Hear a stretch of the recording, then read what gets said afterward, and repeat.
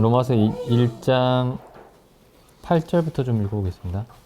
첫째는 내가 예수 그리스도로 말미암아 너희 모든 사람을 인하여 내 하나님께 감사함은 너희 믿음이 온 세상에 전파됨이로다. 저희도 그래야 될 텐데요. 너희 믿음은 아무도 못 보게 감춰져 있는데 너희 믿음이 온 세상에 전파됨이로다. 내가 그의 아들의 복음 안에서 내 심령으로 섬기는 하나님이 나의 증인이 되시거니와 항상 내 기도에 쉬지 않고 너희를 말하며. 사도 바울만 그랬던 게 아니고 그 사도 바울 이 시대에 그 많은 성도들이 이렇게 쉬지 않고 기도했던 것으로 보입니다. 그 특히 사도행전 보시면 이제 사도행전 2장에 보면 1장 2장에 보면은 기도하는 모습이 나와 있죠. 성령이 오시기까지. 그 성령이 오신 이후에도 그런 모습으로 그대로 계속 기도했을 겁니다. 한 마음과 한 뜻으로 계속 기도했다고 되어 있죠. 항상 내 기도에 쉬지 않고 너희를 말하며. 그다음 10절에 보시면은 어떠하든지 이제 하나님의 뜻 안에서 너희에게로 나아갈 좋은 길 얻기를 구하노라. 여기서도 보시면 이제 내가 너희에게 가겠다 이렇게 얘기하는 게 아니고 이런 표현들이 자주 나옵니다. 나중에 그 사도 바울 서신서를 보실 때 좀 눈여겨서 보시면 하나님의 뜻이라면 가겠다. 하나님이 뜻하시면 가기를 원한다. 이런 표현들이 종종 있습니다. 내가 계획해서 언제 가겠다 이렇게 말하지 않고 항상 하나님의 뜻을 구했죠. 근데 이런 말씀 보면은 우리는 그렇게 했나 이런 생각이 듭니다. 11절 보시면 내가 너희 보기를 심히 원하는 것은 무슨 영적인 은사를 신령한 은사를 너희에게 나누어 주어 너희를 견고케 하려 함이니. 그래서 가서 이제 은사를 나눠주기를 원한다고 되어 있습니다. 그러니까 은사를 나눠주기를 원한다고 되어 있으니까 요새 뭐 사람들이 이거 읽으면은 그러니까 사도 바울이 로마 교회에 와서 뭐 방언의 은사도 주고 병 고치는 은사도 주고 뭐 예언하는 은사도 주고 이런저런 은사를 주려고 오나 보다 뭐 이렇게 생각할 수 있는데 여기 무슨 신령한 은사는 복음을 말하는 겁니다. 복음. 뭐 제가 막연하게 막 그렇게 주장하는 게 아니고 그 뒤에 보면 이 똑같은 표현이 나와요. 그 로마서 마지막에 보시면은 여기 비교해 보시죠. 로마서 16장 25절부터 보겠습니다. 나의 복음과 예수 그리스도를 전파함은 영세전부터 감추었다가 이제는 나타내신 바 되었으며 영원하신 하나님의 명을 좇아 선지자들의 글로 말미암아 모든 민족으로 믿어 순종케 하시려고 알게 하신 바 그 비밀의 계시를 쫓아낸 것이니. 그 다음 맨 마지막에 이런 표현이 있죠. 이 복음으로 너희를 능히 견고케 하실. 이 복음으로. 이 표현이랑 그 로마서 1장 11절에 있는 표현을 같이 보시면은 여기서도 이제 너희를 견고케 하려 함이라 이렇게 돼 있죠. 그래서 무슨 영적인 은사, 신령한 은사는 복음입니다. 복음. 여기 은사라는 말이 선물이죠. 영적인 선물, 하나님의 선물을 너희에게 나눠주어 너희를 견고케 하려 합니다. 여기서 이제 내가 너희에게 가서 하나님의 선물을 나눠줄 텐데 그 선물로 너희를 견고하게 하겠다라고 했을 때 그 선물이 이제 복음이었던 겁니다. 복음. 그래서 복음은 사람이 그리스도인이 되게 하는 데 필요할 뿐만 아니라 그리스도인을 견고하게 하는 데도 필요합니다. 견고하게 하는 데도. 근데 몇 년 전에 그 어떤 친구가 우리 교회에 잠깐 왔었죠. 제가 미국에서 만난 친구가. 그 친구가 와가지고 제가 이걸 복음이라고 했더니 아니 여기 로마서에 있는 복음이라고 했더니 이미 로마서 이 편지 안에 복음이 있는데 이 말은 그러니까 이 편지로서 이미 복음을 전하고 설명하고 있는데 이건 다른 은사를 얘기하는 거 아니냐, 다른 것을 나눠주겠다는 뜻 아니냐. 제가 대답을 잘 못했어요. 근데 사도 바울이 지금 일단 이 편지를 보냈습니다. 일단 이 편지를 로마 교회에 보내고 나중에 가서 이 로마서에서 지금 자신이 이렇게 설명하고 있는 이 내용을 그러니까 이게 로마서가 자세하게 자세하게 설명하고 있는 게 아닙니다. 모든 내용을 다 완벽하게 설명은 했지만은 이걸 가지고 설명을 할 거예요. 사도 바울이 로마에 가서 이 내용을 설명을 할 겁니다. 그러니까 이게 설명이 필요한 글이죠. 설명이 필요한 글입니다. 우리가 로마서를 지금 굉장히 많은 시간을 들여서 살펴보고 있는데 이 로마서를 뭐 수십 번 본다고 해서 이 로마서의 의미를 다 이해할 수 있는 건 아닙니다. 그러니까 뭔가 신비스러운 얘기, 신비스러운 척 하려고 하는 게 아니고 우리가 복음의 그 모든 내용을 다 이해할 수가 없죠. 그 깊이를. 그래서 지금 여기 로마서 1장 11절에서 사도 바울이 하고 있는 얘기는 내가 이 편지를 너희에게 보내고 내가 가면 지금 이 편지에서 설명하고 있는 복음을 설명하겠다. 설명하겠다라는 겁니다. 그래서 복음이 우리를 견고하게 한다라는 이 표현, 그 로마서 16장 그 마지막에 나와 있는 이 표현을 깊이 생각해 보셨으면 좋겠습니다. 무엇이 우리를 견고하게 하느냐? 복음입니다. 결국에 복음이 우리를 견고하게 합니다. 그 다음 보시면 이 복음을 이 신령한 은사를 나누어 주어서 너희를 견고하게 하려는 그 목적 중에 하나가 뭐냐면은 이 12절에 보시면 이렇게 돼 있죠. 이는 곧 내가 너희 가운데서 너희와 나의 믿음을 인하여 피차 안위함을 얻으려 함이니라. 그러니까 너희의 믿음을 인해서, 그러니까 나의 믿음을 인해서 너희가 위로를 얻고 너희의 믿음을 인해서 내가 위로를 얻고 하기 위해서다. 근데 약간 여기 이런 생각이 들 수 있어요. 사도 바울의 믿음을 통해서 믿음을 듣고 로마 교회의 성도들이 안위를 얻는 건 이해가 되는데 사도 바울이 정말 그 믿음의 사도이자 하나님의 능력과 모든 능력과 지혜를 가진 이 사도가 로마 교회의 성도들의 믿음을 인해서 위로와 안위를 얻는다라는 게 사도 바울이 이게 그냥 빈말로 하는 얘기가 아니었던 겁니다. 여기 성경에 빈말이 없어요. 사도 바울도 위로가 필요했던 겁니다. 도움이 필요하고 위로가 필요했던 겁니다. 그러니까 남들보다 덜 필요한 게 아니고 똑같이 필요했던 겁니다. 사도 바울이라 할지라도. 그래서 예수님이 제자들에게 이렇게 말씀하셨죠. 그 요한복음 13장에서 내가 너희 발을 씻긴 것처럼 너희도 다른 사람들의 발을 씻겨라 이렇게 말씀하신 게 아니고 너희도 서로 발을 씻겨라 이렇게 말씀하셨죠. 서로 발을 씻겨라. 그래서 서로 발을 씻기고 서로 돕고 서로 섬기는 삶이 없이는 사도 바울도 자기 믿음을 지킬 수가 없습니다. 심지어 사도 바울이라 할지라도 베드로라 할지라도 지킬 수가 없습니다. 근데 이 그래서 교회 안에서의 이 삶이 굉장히 중요한 거죠. 필수적인 겁니다. 필수적인 거예요. 교회가. 근데 교회 없이도 성경만 있으면 살 수 있다라고 생각하는 사람들이 많이 있죠. 성경만 있으면 살 수 있다. 근데 성경은 교회의 필수성에 대해서 계속 얘기하고 있는데 성경만 있으면 살 수 있다라고 생각하면서 교회는 필요 없다라고 생각하는 건 모순이죠. 성경이 교회에 대해서 얘기를 하고 있는데. 그다음 여기 마태복음 말씀 보겠습니다. 사실 여기는 좀 굉장히 좀 충격적인, 어떤 면에서는 굉장히 충격적인 사실인데, 이 마태복음 26장에 보시면 예수님이 이제 잡히시던 날 밤이죠. 26장 36절 보시면 이에 예수께서 제자들과 함께 겟세마네라 하는 곳에 이르러 제자들에게 이르시되 내가 저기 가서 기도할 동안에 너희는 여기 앉아 있으라 하시고 제자들을 다 데리고 겟세마네 동산에 가셨습니다.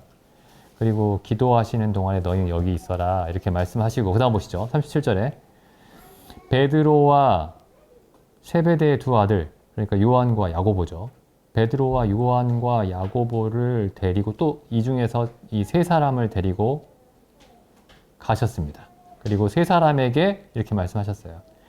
고민하고 슬퍼하사 이에 말씀하시되 내 마음이 심히 고민하여 죽게 되었으니 너희는 여기 머물러 나와 함께 깨어 있으라. 여기 보시면 좀 이상한 상황이 벌어집니다. 예수님이, 하나님의 아들이 내가 심히 고민하여 죽게 되었으니 나와 함께 기도하자. 예수님이 제자들에게 나와 함께 아버지께 기도하자 이렇게 말씀하셨죠. 물론 예수님만을 위해서 기도하신 건 아닙니다. 기도하기를 원하셨던 건 아닙니다. 여기 41절에 보시면은 시험에 들지 않게 깨어 있어 기도하라 이렇게 말씀하셨죠. 그래서 제자들 자신이 시험에 들지 않게 깨어 있어 기도하라 라고 말씀하신 것이기도 하지만은 여기 38절에 보시면은 이 표현이 이렇게 되어 있죠. 나와 함께 깨어 있으라. 40절에 보시면은 베드로와 이 야고보와 요한이 잠들어 있으니까 너희가 나와 함께 한 시간도 깨어 있을 수 없느냐. 나와 함께 내가 마음이 심히 고민하여 죽게 되었는데 나와 함께 기도할 수 없느냐. 예수님이 이렇게 제자들에게 이렇게 말씀하시더라고요. 예수님도 함께하는 제자들의 기도를 필요로 했습니다.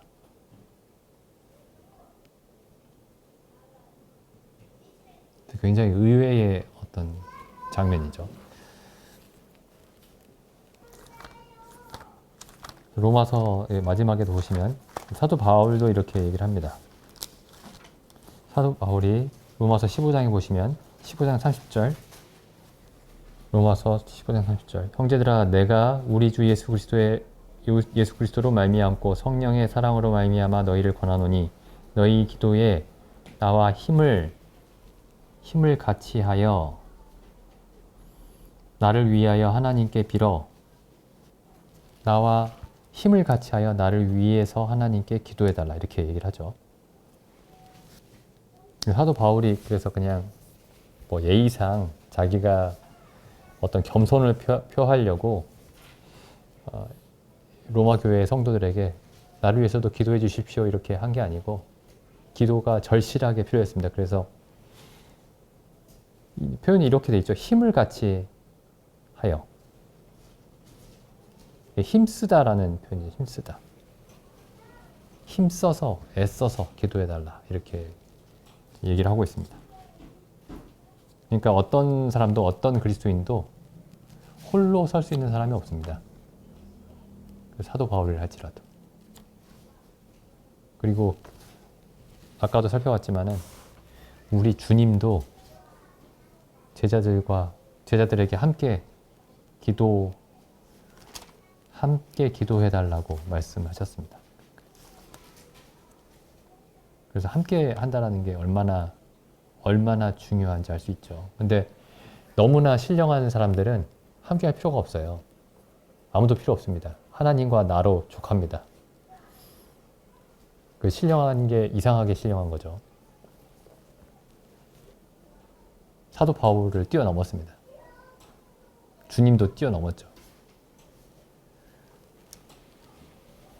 계속 로마서 읽어보겠습니다. 로마서 1장 13절 형제들아 내가 여러 번 너희에게 가고자 한 것을 너희가 모르기를 원치 아니하노니 이는 너희 중에서도 다른 이방인 중에서와 같이 열매를 맺게 하려 함이로되 지금까지 길이 막혔도다. 13절에 보면 좀 재미있는 사도 바울에게는 재미가 없었겠지만 우리가 볼 때 재미있는 상황이 있죠.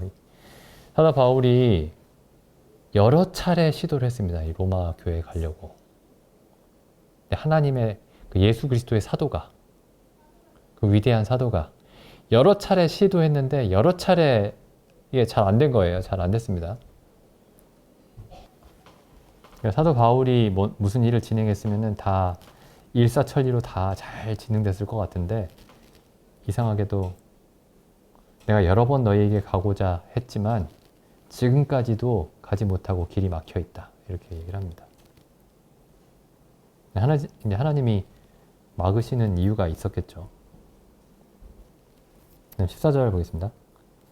헬라인이나 야만이나 지혜 있는 자나 어리석은 자나, 헬라인이 지혜 있는 사람입니다. 야만이 어리석은 사람이에요. 어리석은 사람의 대표, 그러니까 헬라인이 지혜 있는 사람의 대표죠. 모든 지혜가 헬라인에게 있다고 사람들이 일반적으로 생각을 했습니다. 15절. 그러므로 여기 이제 그렇게 얘기하죠. 다 내가 빚진 자라. 우리가 안 믿는 사람들에게 빚진 자라는 생각으로, 그런 감각으로 살고 있는지 좀 돌아보게 되는 구절입니다. 이 말씀이. 사도 바울은 내가 빚을 진 자로서 빚을 갚아야 된다라고 생각을 하고 있는 거죠. 복음을 전하는 것을 빚을 갚는 것으로 생각하고 있었습니다. 그러니까 의무죠. 의무였습니다. 의무. 다음 15절 보겠습니다. 그러므로 나는 할 수 있는 대로, 그 다음에 14절에 또 한 가지 생각해 볼 부분이 있죠. 이 복음은 세상에서 지혜 있는 자들이나, 세상의 기준에서 지혜 있는 자들이나, 혹은 배우지 못한 사람들이나 똑같이 전할 수 있는 겁니다. 이 복음은 똑같이 이해할 수 있고 똑같이 전할 수 있는 겁니다.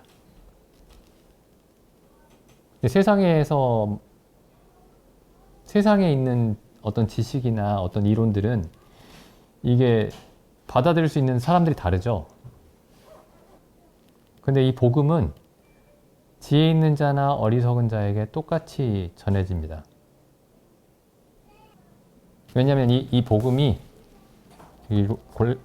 고린도전서에 가보시면은 1장입니다. 1장 21절. 하나님의 지혜에 있어서는 이 세상이 자기 지혜로 하나님을 알지 못하는 거로 하나님께서 전도에 미련한 것으로 믿는 자들을 구원하시기를 기뻐하셨도다. 하나님의 지혜는 세상의 지혜로 알 수 없는 것이기 때문에 세상에 지혜 있는 자나 어리석은 자나 이 복음을 이해하는 데에는 차별이 없는 겁니다. 세상에 지혜 있는 자나 어리석은 자나 이 복음을 이해하는 데는 차별이 없습니다. 2장 9절에도 나오죠. 이게 계속 반복해서 나오는 얘기입니다. 복음은 세상의 지혜로 알 수 있는 것이 아니다. 사람의 지혜로 결코 알 수 있는 것이 아니다. 라는 얘기가 사도 바울이 자주 하는 얘기죠. 2장 9절에 보면은 기록된 바 하나님이 자기를 사랑하는 자들을 위하여 예비하신 모든 것은 눈으로 보지 못하고 귀로도 듣지 못하고 사람의 마음으로도 생각지 못하였다 함과 같으니라. 결국에 사람의 마음이 이해할 수 없다라는 거죠. 10절. 오직 하나님이 성령으로 이것을 우리에게 보이셨으니 성령이 보여주심으로써 알게 되는 것이지 사람이 자기의 지혜로 알 수 있는 것이 아니다. 이렇게 말씀하고 있습니다. 그래서 굉장히 특이하죠. 굉장히 특이합니다. 특별합니다. 저는 이 말씀이 이제 이 말씀을 자주 생각하는데, 여기 누가복음에 보시면, 누가복음 2장 보시죠. 누가복음 2장에 보시면, 예수님이 태어나셨습니다. 2장에서 예수님이 태어나셨는데, 예수님이 태어나신 일을 하나님이 처음에 누구에게 알리시냐면은 2장 8절에 보시면, 그러니까 뭐 이스라엘의 뭐 바리새인이나 서기관들이나 성경학자들이나 아니면은 그 왕실에 있는 어떤 귀족들이나 이런 사람들에게 알리신 것이 아니고, 읽어보겠습니다. 2장 8절 잘 아시지만, 그 지경에 목자들이 밖에서 밤에 자기 양떼를 지키더니 주의 사자가 곁에 서고 주의 영광이 저희를 두루 비추매 크게 무서워하는지라. 천사가 이르되 무서워 말라. 보라, 내가 온 백성에게 미칠 큰 기쁨의 좋은 소식을 너희에게 전하노라. 오늘날 다윗의 동네에 너희를 위하여 구주가 나셨으니 곧 그리스도 주시니라. 너희가 가서 강보에 쌓여 구유에 누인 아기를 보리니 이것이 너희에게 표적이니라 하더니 호련히 허다한 천군이 그 천사와 함께 있어 하나님을 찬송하여 가로되 지극히 높은 곳에서는 하나님께 영광이요 땅에서는 기뻐하심을 입은 자들의 사람들 중에 평화로다 하니라. 천사들이 떠나 하늘로 올라가니 목자가 서로 말하되 이제 베들레헴까지 가서 주께서 우리에게 알리신 바 이 이루어진 일을 보자 하고. 그래서 처음에 하나님이 누구에게 알리셨냐면은 그냥 그 목자들에게 알리셨어요. 목자들, 양치는 사람들에게. 이름도 없습니다. 이 사람들이 엄청난 소식을 들은 거죠. 구약의 수많은 선지자들도 직접 보고자 했던 그 소식을 처음으로 들었습니다. 이 사람들이. 목자들이. 어떤 세상적인 관점에서 봤을 때 뭔가 명예 있고 훌륭한 일들을 하던 사람들에게 하나님이 보이신 것이 아니고 그냥 목자들에게, 밖에서 양을 치던 사람들에게, 지키던 사람들에게 보여주셨습니다. 그리고 엄청난 광경을 봤죠. 이 2장 9절에 보면은 주의 영광이 저희를 둘러 비췄고,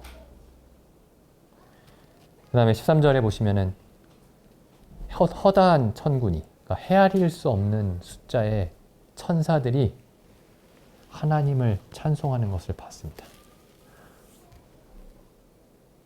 하나님이 그 말씀을 어떤 사람들에게 하시는가, 어떤 사람들에게 자기 영광을 알리시는가, 아주 잘 보여주는 그런 사건이죠. 그래서 지혜 있는 자나 어리석은 자나 헬라인이나 야만인 모두에게 차별이 없이 복음이 똑같이 전해지는 것이다 라고 사도 바울이 말씀하고 있습니다. 그리고 이 복음이 사람을 참으로 지혜롭게 만드는 것이죠. 우리가 흔히 하는 말로 하면 참으로 합리적으로 만드는 게 복음입니다. 복음이 사람을 광신도, 흔히 사람들이 말하는 광신도, 무조건 덮어놓고 믿는 사람들로 만드는 게 아니고 지극히 합리적이고 지극히 이성적이고 지극히 상식적으로 만듭니다. 근데 복음이 없으면 우리가 세상에서 저 사람은 참 상식적이다 이렇게 생각하는 사람도 실제로는 성경에서 말하는 바로는 그 사람들의 생각은 짐승과 같죠. 생각하는 바가 짐승과 같습니다. 어떤 논리적인 능력도 자기의 짐승과 같은 그 욕심, 생각을 합리화하는 데에만 사용을 하죠. 근데 복음은 세상의 어리석은 자나 지혜 있는 자에게 전해져서 참된 지혜를 줍니다. 그래서 우리도 이제 복음을 전할 때, 이 사람은 똑똑하니까 잘 이해할 수 있겠다. 이 사람은 좀 이해하기 어렵겠는데? 이런 생각이 있을 수 있는데 그 생각이 굉장히 잘못된 생각이죠. 성경과 전혀 다른 생각입니다. 성경과 전혀 다른 생각입니다. 처음에 양치는 목자들에게 하나님이 복음을 전하셨다라는 그 사실을 생각해 볼 필요가 있죠. 항상 생각해 볼 필요가 있습니다. 1장 15절 보시면은 그러므로 나는 할 수 있는 대로 로마에 있는 너희에게도 복음 전하기를 원하노라. 16절 내가 복음을 부끄러워하지 아니하노니, 약간 반어법이죠.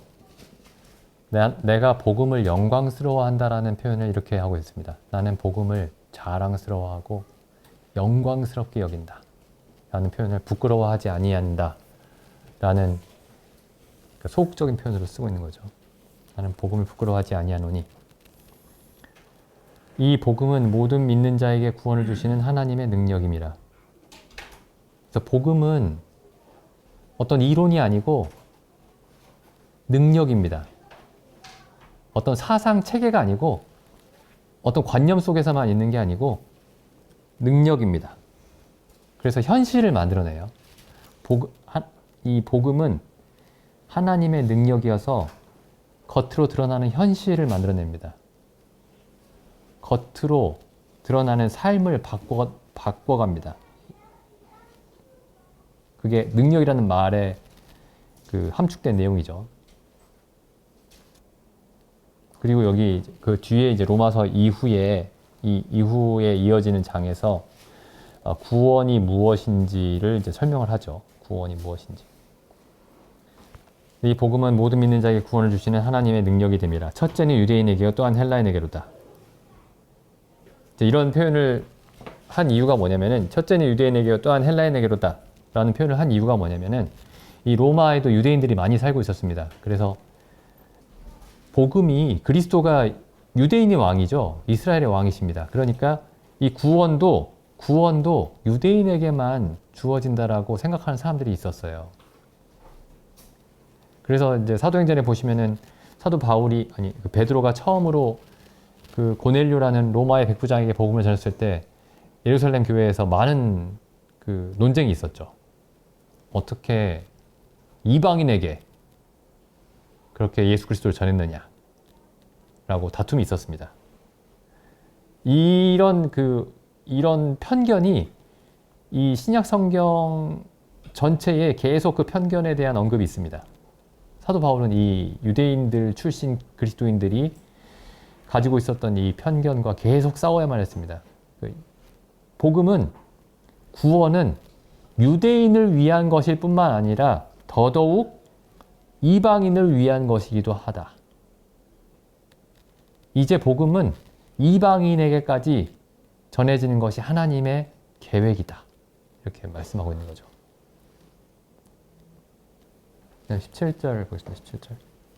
복음에는 하나님의 의가 나타나서, 여기 이 복음에는 하나님의 의가 나타난다라는 이 표현에 대해서는 우리가 좀 여러 차례 살펴봤는데 다시 한번 살펴보겠습니다.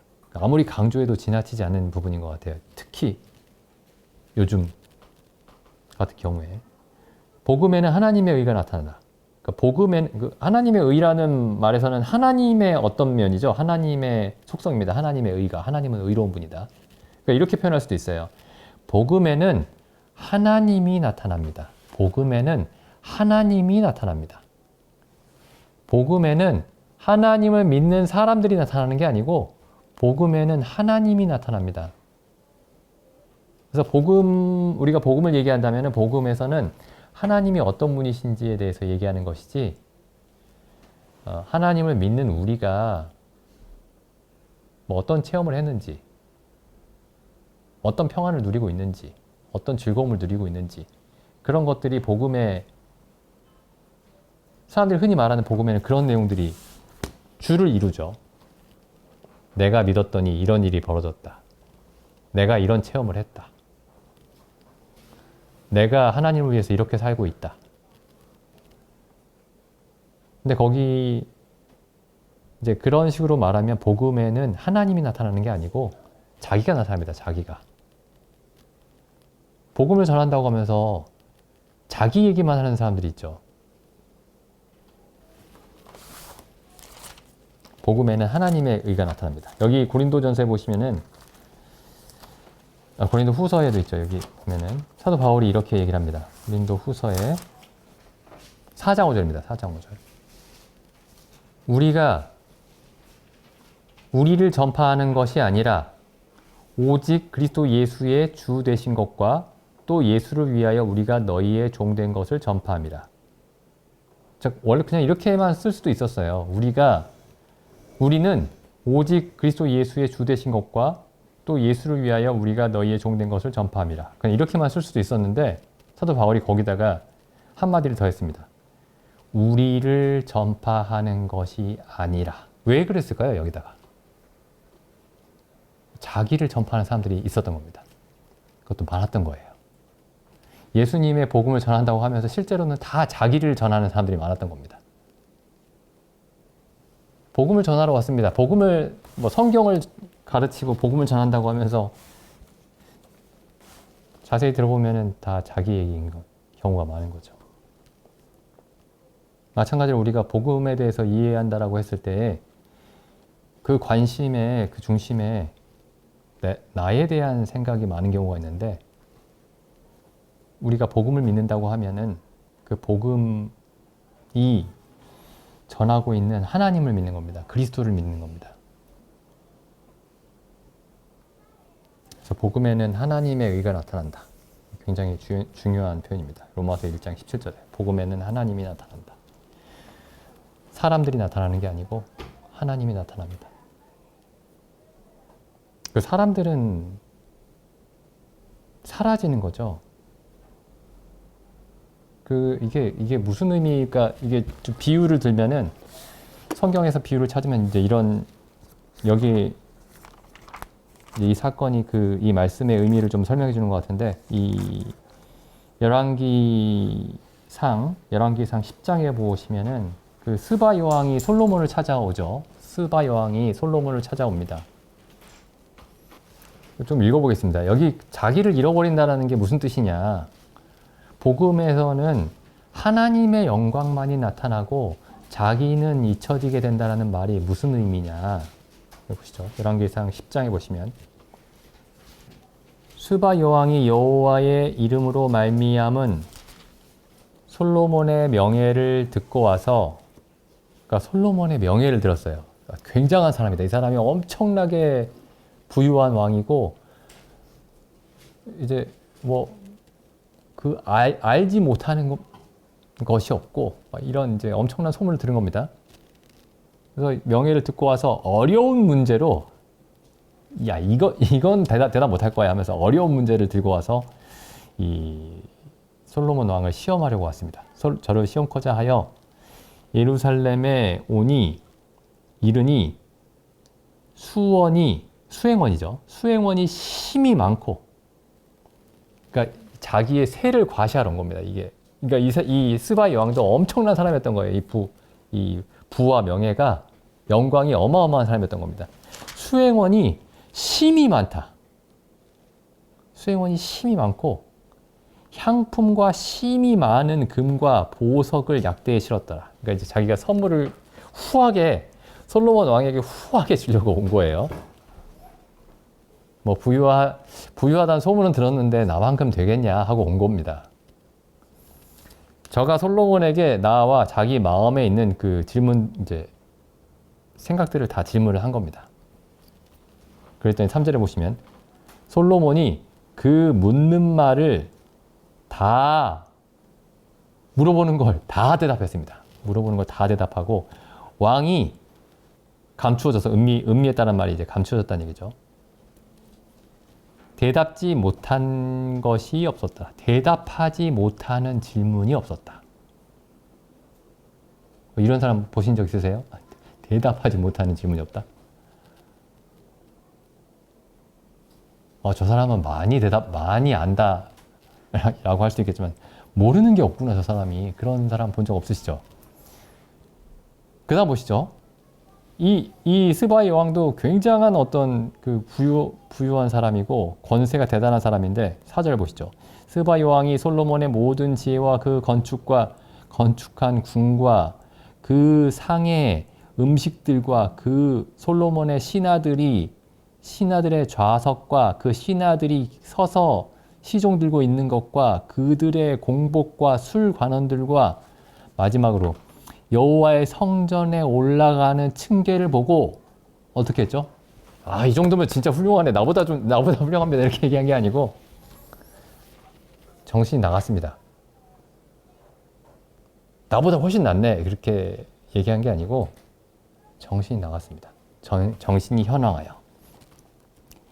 왕께 고하되, 이제 뭐라고 얘기하냐면은 내가 내 나라에서 당신이 한 일과 당신에 대하여 들은 소문이 그 소문이 진짜였군요. 이렇게 얘기합니다. 근데 그걸로 끝나는 게 아니고 그 다음 보시죠. 7절에 내가 그 말들을 사실 믿지를 못했습니다. 그 말이 너무 지나쳐가지고 그 소문이 너무 지나치니까 믿지를 못했는데 이제 오니까 그 말이 진실이더라. 그렇게 말하는 게 아니고 이제 와서 직접 보니 내가 들은 것은 절반도 안 됩니다. 그러니까 이 말로써 솔로몬의 지혜와 그 영광이 다 표현되지 않았던 겁니다. 그 말도 지나치게 느껴질 정도로 그런 소문이었는데 그 소문도 솔로몬의 실제를 표현하기에는 부족했던 거예요. 그럼 여기서 이 사람이 자기에 대한 생각이 들까요? 말 그대로 여기 나와 있는 말대로 정신이 현황한다는 말이 정신이 없었다 이런 뜻입니다. 정신을 잃어버렸다. 복음에는 하나님의 영광이 나타난다. 이렇게 표현할 수 있다면은 거기에는 우리에 대해서 생각할 여지가 없는 겁니다. 근데 이런 표현들이 여기 있죠. 여기 보면은 이제 당신의 지혜와 복이 나의 들은 소문에 지나친다. 내가 들은 소문보다 그걸 넘어선다. 훨씬 뛰어넘는다. 근데 여기 에베소서에 보시면 이런 말씀이 있죠. 에베소서 말씀 가보시면은 에베소서 3장 14절입니다. 사도 바울은 이 스바 여왕과 같이 그리스도의 영광을 봤던 겁니다. 하나님의 영광을. 그래서 이렇게 얘기를 하죠. 3장 14절 보시면 이러함으로 내가 하늘과 땅에 있는 각 족속에게 이름을 주신 아버지 앞에 무릎을 꿇고 비노니 그 영광의 풍성함을 따라 그의 성령으로 말미암아 너희 속사람을 능력으로 강건하게 하옵시며 믿음으로 말미암아 그리스도께서 너희 마음에 계시게 하옵시고 너희가 사랑 가운데서 뿌리가 박히고 터가 굳어져서 능히 모든 성도와 함께 진리의 지식에 따른 그리스도의 사랑을 알아. 뭐 이렇게 표현해도 맞는 말인데 이렇게 표현합니다. 지식을 넘어서는 우리가 알고 있는 진리의 지식을 뛰어넘는 그리스도의 사랑을 알아. 그 넓이와 길이와 높이와 깊이가 어떠함을 깨달아 하나님의 모든 충만하신 것으로 너희에게 충만하게 하시기를 구하노라. 그래서 여기 그리스도의 사랑은 지식과 충돌하고 지식과 모순되는 게 아니고 그 지식을 뛰어넘습니다. 그러니까 지식은 이 사랑을 설명하고 있는 것인데 이 말로 설명하는 것을 뛰어넘는다 이렇게 말하고 있죠. 그 다음에 20절에도 보시면 이렇게 얘기합니다. 비슷한 표현이 있죠.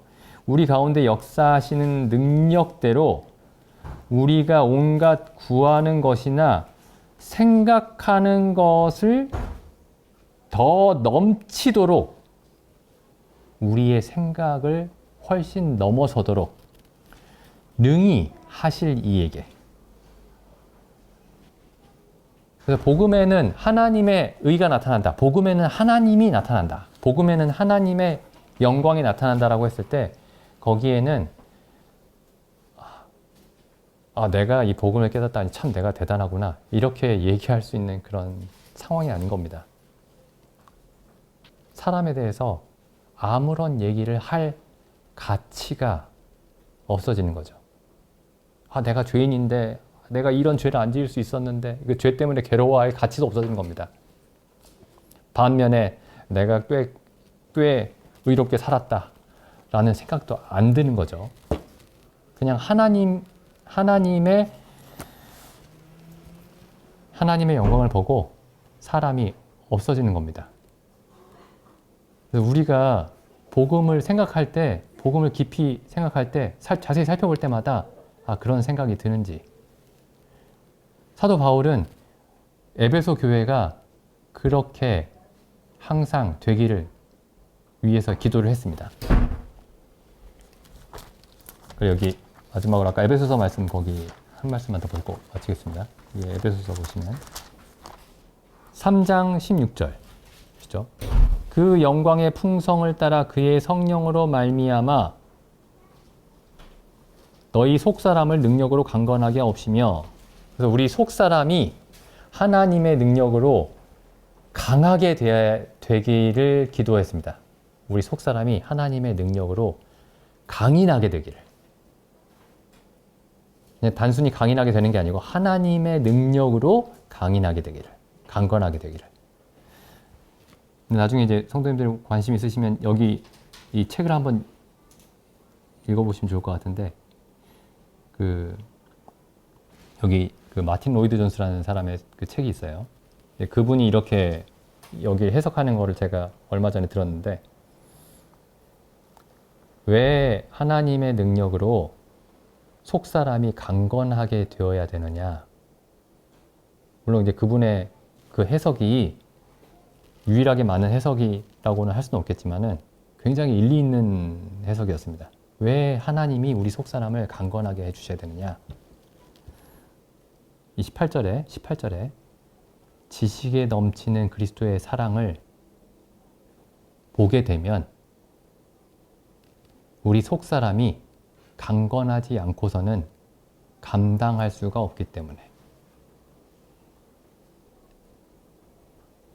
그러니까 뭐 그런 경우가 있죠. 뭐 제가 실제로 본 적은 없지만은 너무나 기뻐서 죽는 사람이 있습니다. 갑자기 너무 기쁜 소식을 들어서 죽는 사람도 있습니다. 저는 이제 이 말씀이 생각이 나요. 모세가 하나님의 영광을 보고 죽지 않을 수 있었던 이유가 하나님이 그를 반석에 숨기시고 보호하셨기 때문입니다. 하나님의 능력으로 보호하심을 받아야 되는 이유가 하나님의 영광을 보고서도 죽지 않기 위해서. 같은 비슷한 의미로 그분이 이렇게 말씀하신 것 같아요. 하나님이 우리 속사람을 능력으로 강건하게 하셔야 하는 이유가 무엇이냐. 지식에 넘치는 그리스도의 사랑을 알고서도 그 존재가 유지될 수 있도록, 우리의 존재가. 그래서 복음은 하나님을 나타내는 것입니다. 복음은. 뭐 하나님을 믿는 사람들을 나타내는 게 아니고 하나님의 영광을 나타내는 겁니다. 기도드리고 집회 마치겠습니다. 하나님 아버지, 참 우리 주님께서 겟세마네 동산에서 제자들에게 나를 위해 함께 기도하자고 말씀하셨다는 사실에 참으로 감사드립니다. 참 저희도 그렇게 서로 함께 기도하는 삶이 어떠한 것인지 저희에게도 알려주시길 원하옵나이다. 위대한 사도 바울이 서로의 믿음으로 안위를 받고 또한 로마 교회 성도들에게 힘을 다하여 자기를 위해서 기도해달라고 구했사온데, 저희도 서로 그렇게 서로를 위해 기도하는 그런 삶을 알게 하여 주시고 그 삶 속으로 인도하여 주시기를 원하옵나이다. 또한 저희가 복음을 말하고 복음을 볼 때에 하나님의 영광만을 보게 하여 주옵소서. 참 스바 여왕이 솔로몬의 영광을 보고 정신이 현황하였던 것과 같이 저희가 예수 그리스도 안에 있는 하나님의 영광을 볼 때마다 정말 정신을 차릴 수가 없노라고 그렇게 고백할 수 있도록 저희에게 항상 복음의 영광을 온전하게 비춰주시옵소서. 참 복음으로 저희를 구원하셨을 뿐만 아니라 복음으로 저희를 견고하게 하신다고 말씀하셨사오매 그 말씀하신 대로 저희를 항상 인도하여 주시기를 원하옵나이다. 우리 주 예수님의 이름으로 기도드립니다. 아멘.